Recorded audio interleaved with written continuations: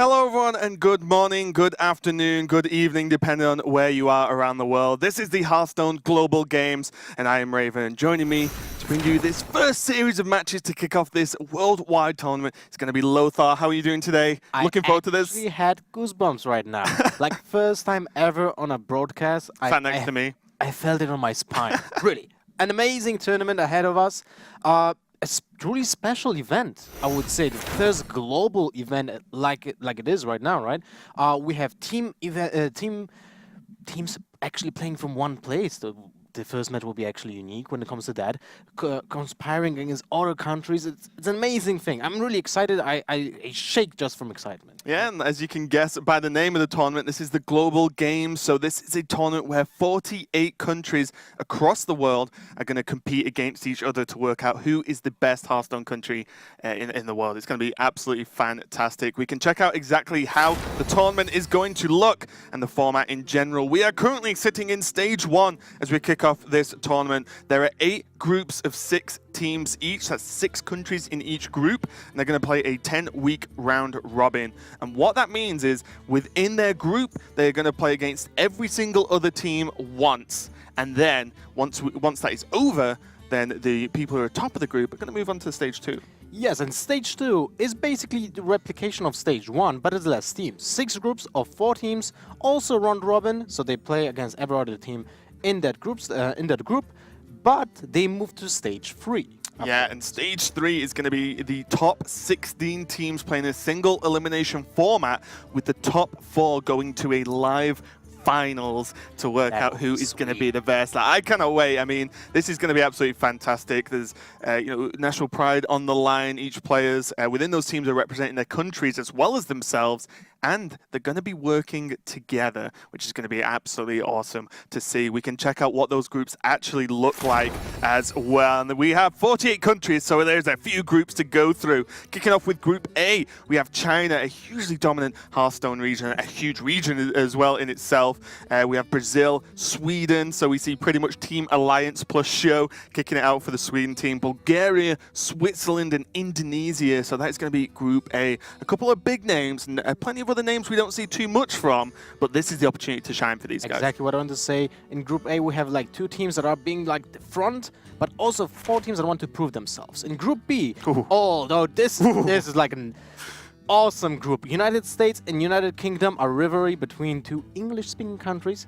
So that's something you're looking forward to, right? Yep. Yeah, I absolutely cannot wait for this. UK versus United States is actually coming up tomorrow. That's one of the matches we've got tomorrow. But then we have Netherlands, Romania, Thailand, and Peru. This is just an absolutely insane group. One of the groups of death, I would say, even though they're all difficult. Definitely true. Now we come to Group C, which is, I think it has the best team in the entire tournament. Russia is just packed with champions, and I assume they will just rip this group apart. Yeah, you'd say so. I mean, Australia, are really strong regions in themselves. We're going to see some cool stuff come out of Argentina and New Zealand as well, which kind of fly under the radar a little bit. But Russia, you're looking at Pavel, Stanudachi, Silvername, and Ina are going to be in that team, and that just reeling off those names. Oh, just casually the current world champion. But moving on to Group D, one of my, I think, favorite teams to look out for here. It's going to perform very well. It's South Korea.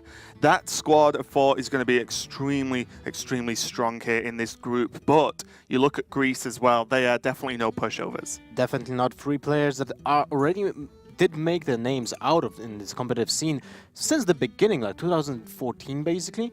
So definitely a strong contender. Hong Kong with also strong players. But now we jump to Group E with, well, this is like the group that has all the new names here, right? Yeah, I think a lot of it, this is a kind of the sleeper group. Finland actually has, a lot of names we are aware of, which we'll check out later, of course. But like players like Wampy, for example, has been knocking around for a long time. And Japan, we just saw B787 in the, the Winter Championships, actually. So, Japan's definitely got some great players. But again, this tournament's so good because it allows like countries that don't have the opportunity, for example, to travel much in across the world to big tournaments, allows them to get themselves in the spotlight. Group F, France, hugely popular Hearthstone country there. Canada, with a lot of big names such as Cydonia kicking out for Canada as well. Denmark just continues. Right. Kazakhstan as well has some great players. Malaysia, you know, is absolutely another sort of APAC region or country, should I say, that has got some really up-and-coming players as well. I cannot wait to see those guys play. And moving on to Group G. Well, Group G is tied emotionally to myself. Oh, okay. You know? You can take Group G, Lothar. Go on. Why would you? It's Taiwan, right? Yeah, it's because of Taiwan, of course. Well, obviously, Polish team is something I'm looking forward to. They actually will be playing today against the Taiwan, so I can't wait for that match. I'll be a little bit biased, I have to say that.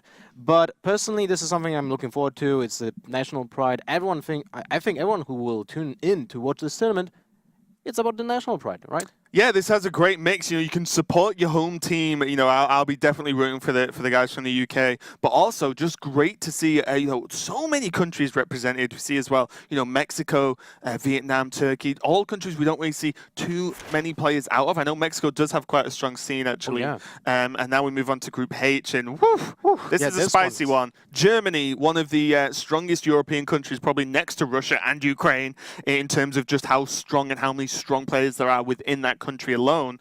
Ukraine is looks just as scary as you know, the sort of neighboring Russia to this extent in terms of strength of team. Czech Republic's coming up as well. Just wanted to say, Czech Republic is another country that has a strong tradition in board games and card games. So it's definitely a strong country to look forward to.